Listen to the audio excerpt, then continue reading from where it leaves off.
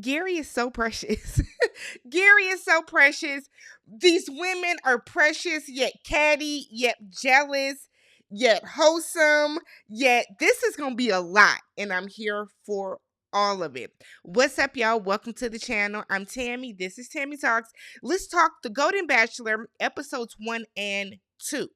If you are brand new to the channel, I break down TV shows one recap at a time, interjecting my own thoughts, opinions, and theories into each and every recap. So, if you enjoy that type of content, go ahead and hit that subscribe button for me. If you are a returning viewer from Love Island or Married at First Sight or Love is Blind or The Ultimatum or any of the other shows that I recap and you have not yet subscribed, don't bother typing my name in, hit that subscribe button, and then you'll be notified every time I upload a video. All right? So let's get started, y'all. So I'm going to do a twofer, like I said, episodes 1 and 2. So I'm going to put this on the screen really, really quick. So here's Gerry. We know who Gerry is. Gerry is the Bachelor, okay? The Golden Bachelor at that. So we find out about Gerry. So he was married for 43 years to his high school sweetheart. She passed away. Basically, she had a bacterial infection throughout her body. They bought this house. After they retired, they bought this house. And they were going to, live out their days on this beautiful house that kind of overlooked the lake. She got sick. He took her to the hospital, and she just kind of never came back from it. So she passed away in 2017. Very, very sad story. He teared up. He broke down, while he was telling the story. High school sweetheart, and this man is 70. That has been probably his only girlfriend, his only love, his only everything. So that is like gut wrenching. Okay. So here are all the ladies here. These ladies are cutting up. I'm going to take Gerry off the screen real quick. All right, so I'm gonna keep the ladies up just until we start to know them a little more. So we meet Edith. So she brings some confetti cannons, a big little hoopla. I said, okay, Edith. We meet Ellen. So Ellen is really kind of there for her best friend, Roberta. Her and Roberta are really good friends. They're best friends, and they're huge fans of The Bachelor. Roberta has cancer, and then we saw at the end of the episode that Roberta actually passed away earlier this year. So she didn't even get to see the show. So rest in peace to Roberta. Cancer just just We have Sandra, who is claiming she's 75. Sandra don't look a day over 52.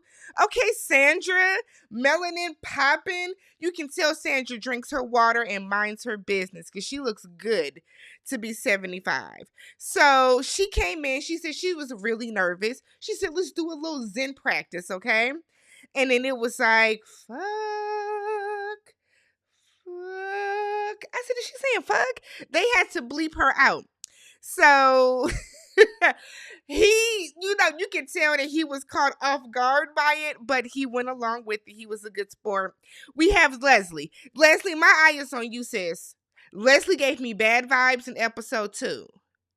But we have Leslie, 64. She came in dressed like an old woman with a walker and like the gray hair.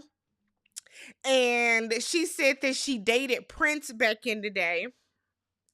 And she said that the song Sexy Dancer is about her. I'm going to give her the benefit of the doubt because she is from Minnesota. She bought 64. I feel like Prince would have been around that age. I'm going to give her the benefit of the doubt, but Leslie gives me bad vibes. Leslie gives me temper, and Leslie gives me jealousy. We also meet Teresa. Teresa said, it's my birthday, and I want to show you my birthday suit. Teresa opened that coat. I said, wait a minute. But she had on like a little nude bodysuit. I said, everybody has character. Everybody has personality. This is going to be fun. We meet April. She brought him a basket of eggs and said that her eggs are still fresh. I said, okay, fresh. April said, in case you want to do a little something, April is the trip.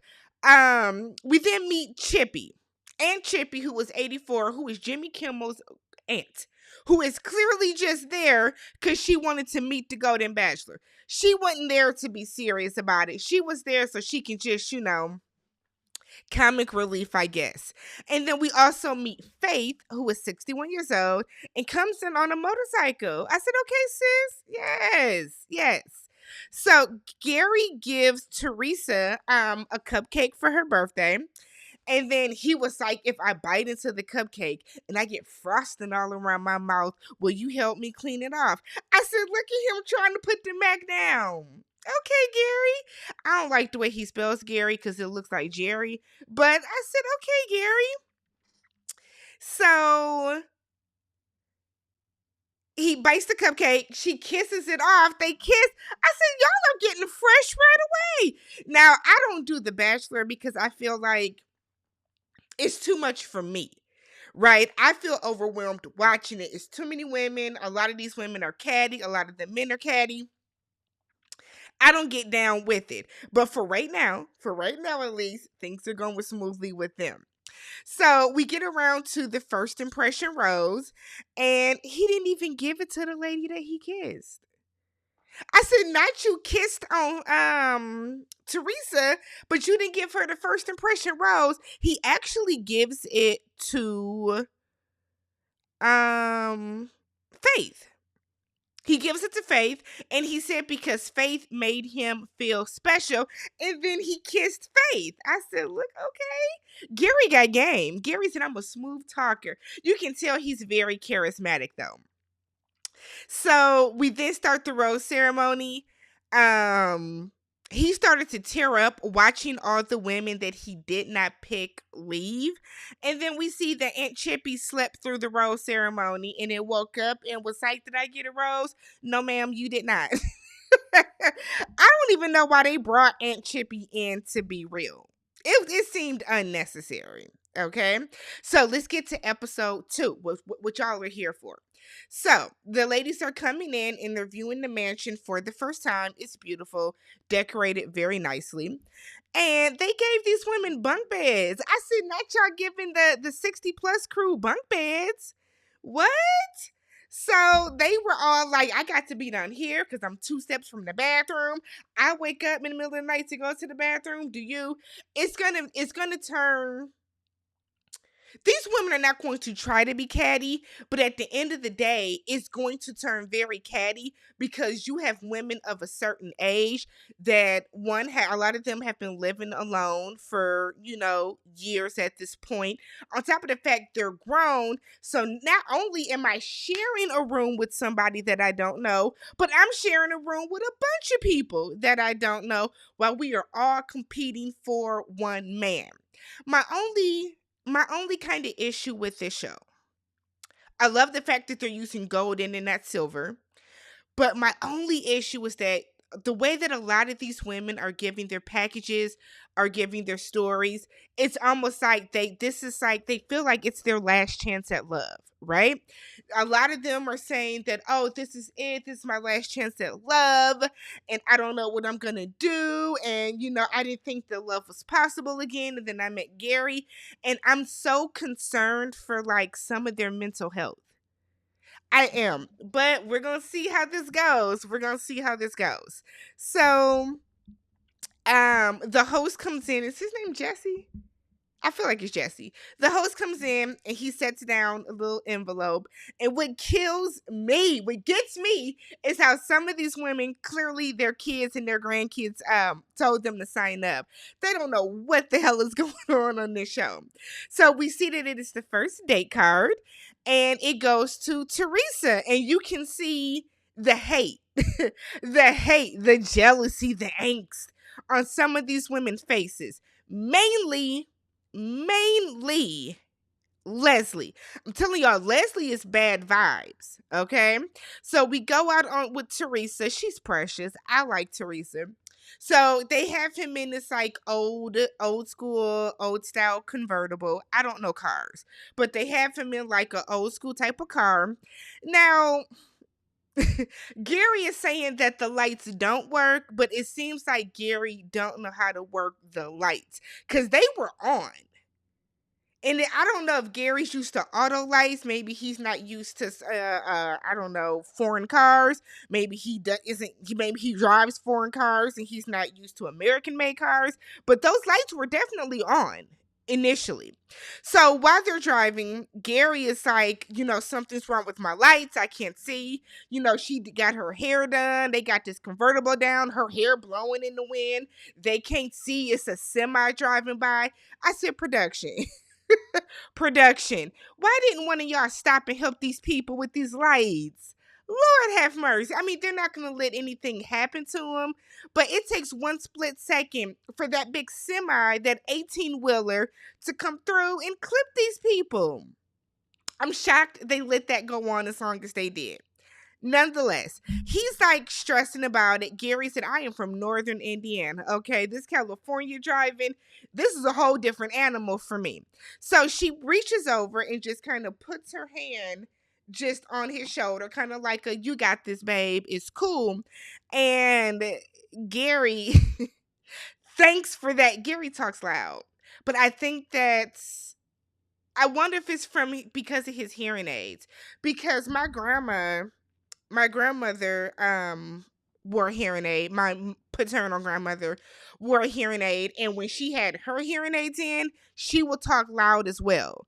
So I wonder if he just needs to turn it down or something. But Gerry be talking kind of loud sometimes. But Gerry tells her, thank you for that. That relaxed me, and he feels that she's like a warm, inviting person because of that. They go to this like old fashioned diner, and they decide that they're going to get some fries and they're going to share a shake. And it's like straight out of a 1950s like TV show. So we find out that Teresa married her high school sweetheart, Billy, and they were married for 42 years as well. He ultimately died from kidney failure. So he was like on the list for a transplant. Something happened. He got sick. She rushed home and she watched him like take his final breath. So he's telling her like how similar their stories are. And he's like, for the first time me hearing this, it doesn't make me want to cry thinking about his wife. It kind of relaxed him a little more because he kind of felt like I'm not alone in this. This is somebody that's going to completely understand how I feel, where I'm coming from, what I've been through. And then the show turned into Glee because Don't Stop Believing came on, and then Santana and Finn and Rachel were all on the set. Rest in peace. Oh God, rest in peace, Naya Rivera and Corey Monteith. But it turned into Glee because they were like on the counter and they start singing Don't Stop Believing, and then it was a flash mob. And they had a really cute date. They both seemed to enjoy it. So that was a cute date for them. So we have the group date, all right? And what the group date is, they're going to do romance novel cover shoots. So, Leslie, okay, sis. So they're telling everybody, go pick out an outfit, okay? Because they did, was it 3 or 4 different book covers. So Leslie is like, I love the 70s. The 70s was my jam. I still dress like the 70s. The outfit that she wanted to get, Natasha walked over and got. So the entire time, Leslie is like soaking. Right? She's soaking. Every time Natasha's over there, love Natasha's personality for one. But anytime Natasha's like talking to the other ladies or, just even doing a little jig or whatever, Leslie is like cutting her eye at her. And it's like, girl, it's not that big of a deal. God, she was getting on my nerves with that. Move on. Like, she kept bringing it up. You had a cute little leather jacket. Put that on. Pleather, whatever they popped for. But she made me so mad the way that she was acting about that. Why are you being like this on the first day? Ugh. So Nancy has on a wedding dress for her shoot. So he did. The first one was like a 70s. No.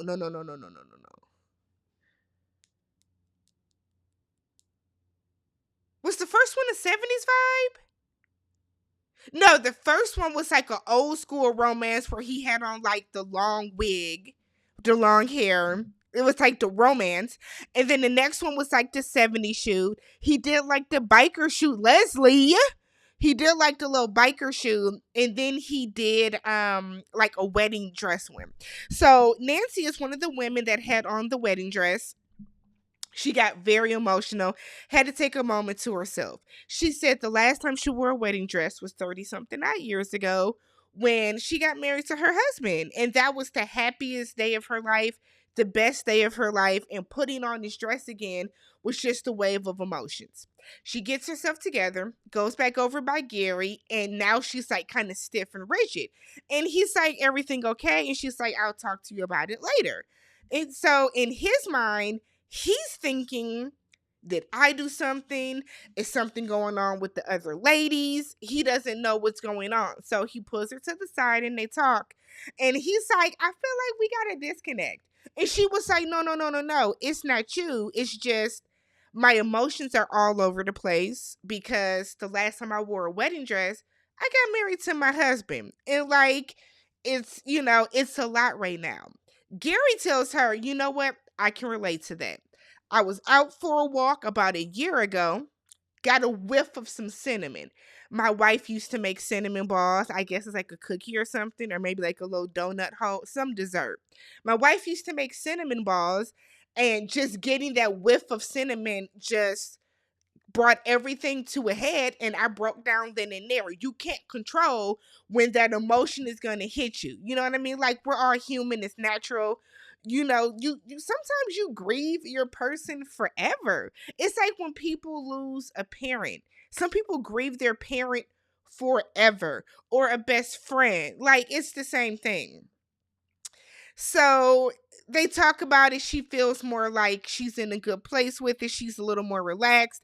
And he's just happy that it's not something that like he did to her or something in general that made her uncomfortable. This is natural. He's okay with that. So then Leslie comes. So Leslie comes on over, and Leslie is saying that she's like really like soft and gooey on the inside. Don't let her exterior fool you, whatever the case. And it's like, well, girl, if you wouldn't have been walking around pouting all day, like people see that. He saw that. Gerry seems like a man that is very intuitive, very receptive. He seems like he keep his head on a swivel. He knows what's going on. So had you not been walking around soaking, you wouldn't have even had to come over and give this explanation about how you're like a lava cake. Girl, what? Lava cake? So she then tells him, if you want to whisper sweet nothings in my ear, I'll hear it because. And then she shows off her hearing aid. He was like, what if I'm in that ear? She was like, bam! I got two of them. And I was like, Leslie. I don't like Leslie, y'all. I like literally every other woman there but Leslie. I'm telling y'all, Leslie gives me bad vibes. Nonetheless, so he whispers something in her ear. She gets all giggling and blushes, kisses him on the cheek. In her interview, they're asking her, what did he say? I can tell everything, girl. He ain't saying nothing to you. Stop it. He ain't saying nothing out of the ordinary. So then the rose for the end of the night goes to Nancy at the end of the group date. Nancy got the rose, and Leslie is seething. Like, I'm telling y'all, if y'all don't know who Leslie is, okay, let me see. Let me see. Let me show y'all Leslie so y'all know who to look for next time. Leslie is. Here we go. Her. Y'all probably can't see on there. The end of, let me do it like this. The top row, the end, or let me do it this way. This might be better. The middle row, the far right, so fifth column, second row, fifth column, that's Leslie. I'm telling y'all, Leslie has been acting a fool. Okay, y'all hear me? Leslie is acting a fool so far. So Leslie is seething. You can just see it. It's written all over her face, right? And it's like, you see all the other women, while they might be feeling away, no one is showing it as outward and as blatant as Leslie is. We see some of the other women kind of be like, oh man, but Leslie's is coming across more as like anger.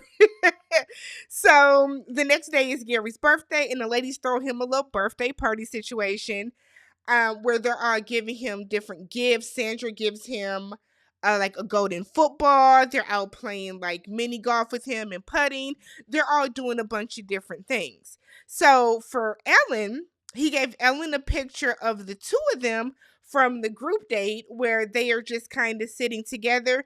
Now, I was confused. Let me make this big again. I was confused because I thought it was Nancy that had the moment, but maybe it was Ellen. Oh hell, lost the picture. Maybe it was it Ellen that, let me see if I can, let me look. Was it Ellen? Nonetheless, he gives Ellen, unless the name tag was wrong on the screen, he gives Ellen a picture of the two of them from the group date of their like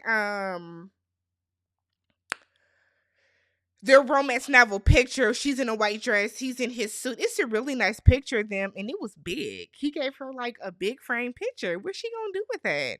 What if y'all don't wind up together? What is she gonna do with this picture? Come on, Gerry. So we get to the rose ceremony. And I was so sad that Natasha didn't get a rose. Natasha has so much personality. She just gives off good vibes the entire time. But April was stressing out. I better get a rose. I better get a rose. Faith feels that she's getting forgotten. Even though she got the first impression rose, Faith feels as if she's like kind of flying under the radar. It was somebody else that was kind of doing the fool about not getting a rose. And we see Gerry is crying after he gives out the last rose because he was like, this is intense. This is a lot. This is crazy. I like the show so far. Let me know what you guys thought about the first 2 episodes, who you like, who you don't like, how you feel about the show. If you have not already, don't forget to subscribe to the channel, thumbs up the video, and I will catch you guys in the next one. Peace.